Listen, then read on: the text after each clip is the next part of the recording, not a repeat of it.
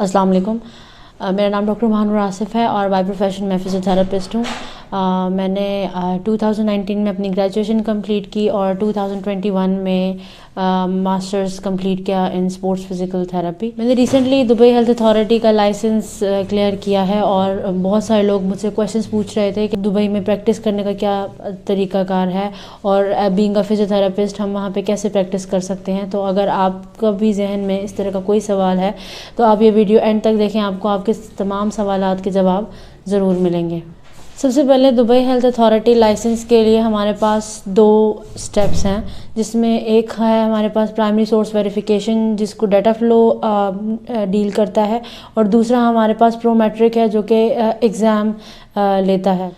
ये दोनों प्रोसेस एक दूसरे से अलग हैं और आप ये दोनों प्रोसेस इकट्ठे भी करवा सकते हैं, साइमल्टेनियस भी हो सकता है और आप ऐसे भी कर सकते हैं कि पहले अपने डॉक्यूमेंट्स वेरीफाई करा लें या फिर आप पहले टेस्ट दे दें और उसके बाद दूसरा प्रोसेस करें। अगर हम प्राइमरी सोर्स वेरिफिकेशन की बात करें जिसमें हमारी सारी डॉक्यूमेंट वेरिफिकेशन आ जाती है which includes our degree, our experience certificate and our licence of Pakistan.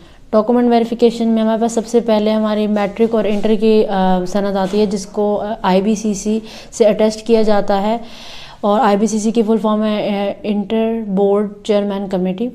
Matric और FSC की सनद के अटेस्टेशन के बाद आपको अपनी डिग्री HEC से अपनी डिग्री और ट्रांसक्रिप्ट HEC से वेरीफाई करवानी होती है।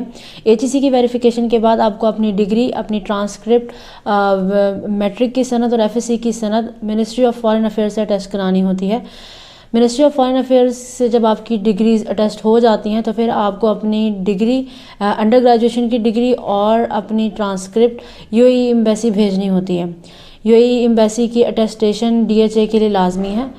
एजुकेशनल डॉक्यूमेंट वेरिफिकेशन के बाद आपको अपनी एक्सपीरियंस सर्टिफिकेट बनवाना पड़ता है। जिस भी इदारे में आप काम कर रहे हैं और आपको 2 साल या उससे ज़्यादा टाइम हो गया है तो आप वहाँ से अपना एक्सपीरियंस सर्टिफिकेट 2 साल का लाजमी बनवाएं, क्योंकि DHA की ये एक लाजमी रिक्वायरमेंट है कि आपका 2 ईयर्स या उससे ज़्यादा एक्सपीरियंस होना चाहिए। तो जो आप अपना एक्सपीरियंस सर्टिफिकेट बनवाएं वो एटलीस्ट 2 ईयर्स का हो। एजुकेशनल डॉक्यूमेंट वेरिफिकेशन और एक्सपीरियंस सर्टिफिकेट के बाद जो थर्ड इम्पॉर्टेंट स्टेप है वो है होम कंट्री लाइसेंस। और ये पाकिस्तान में ये लाइसेंस 2 ही एसोसिएशंस बना रही हैं, एक पेप्टा है और दूसरी पेट्रा। मैंने अपना सर्टिफिकेट पेट्रा से बनवाया था और मेरा जो प्रोसेस है वो बहुत ही जल्दी उन्होंने वेरीफाई कर दिया था। तो I would recommend Petra, but आपके लिए जो भी कन्वीनियंट हो, जिस भी एसोसिएशन के साथ आपको इजी है, आप वहाँ से अपना सर्टिफिकेट बनवा के उसकी वेरिफिकेशन करवा सकते हैं। इन तीनों डॉक्यूमेंट्स की वेरिफिकेशन के बाद आपको ये सारे डॉक्यूमेंट्स DHA की वेबसाइट के ऊपर अपलोड करने होते हैं और DHA की वेबसाइट पर अपलोड करने के लिए आपको DHA का अकाउंट बनाना होता है और इस अकाउंट के लिए जो लिंक है वो आपको डिस्क्रिप्शन में दिया गया है, आप वहाँ से इस लिंक पर जा सकते हैं। अकाउंट बनाने के बाद आपको एक सेल्फ असेसमेंट टेस्ट करना पड़ता है जो कि फ्री ऑफ कॉस्ट है। सेल्फ असेसमेंट आपको ये बताता है कि क्या आप एलिजिबल हैं दुबई में काम करने के लिए या नहीं। जब आपको बता देता है कि आप एलिजिबल हैं दुबई में काम करने के लिए तो उसके बाद आप सबसे पहले अपने डॉक्यूमेंट्स अपलोड करते हैं। डॉक्यूमेंट्स अपलोड करने के लिए वहीं पे एक लिंक दिया होता है जिसके ऊपर आप क्लिक करते हैं और वो आपको डाटा फ्लो की वेबसाइट के ऊपर डायरेक्ट कर देता है। डाटा फ्लो के ऊपर आप एक और अकाउंट बनाते हैं जो आपको DHA यूनिक ID के थ्रू बनाना पड़ता है और DHA यूनिक ID आपको DHA के ही अकाउंट में मिलता है। उस यूनिक ID के थ्रू आप डाटा फ्लो पे अपना अकाउंट बनाते हैं और वहाँ पे स्टेप बाय स्टेप जो है अपनी डॉक्यूमेंट्स अपलोड करते हैं और अपलोड करने के बाद वो आपसे फ़ीस मांगते हैं। फ़ी पे करने के बाद आपका डाटा फ़्लो का प्रोसेस यहीं पे कंप्लीट हो जाता है और वो आपको बाय ईमेल इन्फॉर्म कर देते हैं कि हमें आपकी फ़ी सबमिट हो चुकी है और आपका प्रोसेस जो है वो स्टार्ट हो चुका है। और फर्दर आप इसको आप अपनी प्रोग्रेस को फर्दर ट्रैक कर सकते हैं कि आपकी कौन कौन सी डॉक्यूमेंट्स वेरीफाई हो चुकी हैं और कौन कौन सी अभी हो रही हैं। डॉक्यूमेंट वेरिफिकेशन फ़ीस ऑलमोस्ट 49,000 के अराउंड है जो कि आपको दिरहम्स में पे करनी पड़ती है। सेल्फ असेसमेंट में आपको एक सेकंड स्टेप मिलता है जो कि है computer based test. Computer based test के थ्रू आप अपना DHA का टेस्ट देते हैं जिसको हम प्रोमेट्रिक कहते हैं। प्रोमेट्रिक के थ्रू आप अपनी DHA टेस्ट की डेट डिसाइड करते हैं और डेट डिसाइड करने के बाद आप अपनी असाइन डेट पे अपना टेस्ट देते हैं।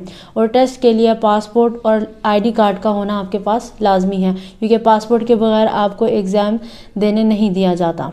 कंप्यूटर बेस्ड टेस्ट ही जब आप अपना टेस्ट शेड्यूल करते हैं तो उसके बाद आपको फ़ी पे करनी पड़ती है, जो कि अराउंड 47,000 है। डॉक्यूमेंट वेरिफिकेशन ऑलमोस्ट मैक्सिमम आपका 1.5 मंथ लगता है, और जो आपके टेस्ट है उसका रिज़ल्ट ऑलमोस्ट इवनिंग तक आ जाता है।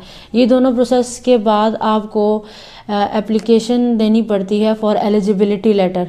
एलिजिबिलिटी लेटर के लिए आपको अलग से 11,000 फ़ी पे करनी पड़ती है, और विद इन 10 to 15 डेज़ आपका एलिजिबिलिटी लेटर ऑनलाइन अपलोड हो जाता है। एलिजिबिलिटी लेटर लेने के बाद आप एलिजिबल होते हैं डीएचए में काम करने के लिए, और आपका लाइसेंस उस वक्त तक एक्टिव नहीं होता जब तक आपको डीएचए की किसी भी हेल्थ फैसिलिटी के अंडर जॉब नहीं मिलती।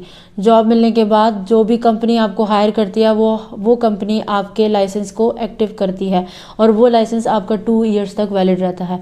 हर 2 ईयर्स के बाद आपको अपना लाइसेंस रिन्यू करवाना पड़ता है। आपका एलिजिबिलिटी लेटर 1 ईयर तक वैलिड होता है, और इसी 1 ईयर में आपको दुबई में जॉब ढूंढनी पड़ती है। जॉब ढूंढने के लिए 2 तरीक़ेकार हैं, या तो आप यहीं से बैठ के, पाकिस्तान से बैठ के आप ऑनलाइन डिफरेंट फैसिलिटीज़ में अप्लाई करें और आपको ऑनलाइन ऑफ़र आए, और अगर इस तरह नहीं कर सकते आप तो फिर आपको विज़िट वीज़ा के ऊपर जाना होता है और वहाँ पे डायरेक्ट अपनी जॉब के लिए अप्लाई करना होता है।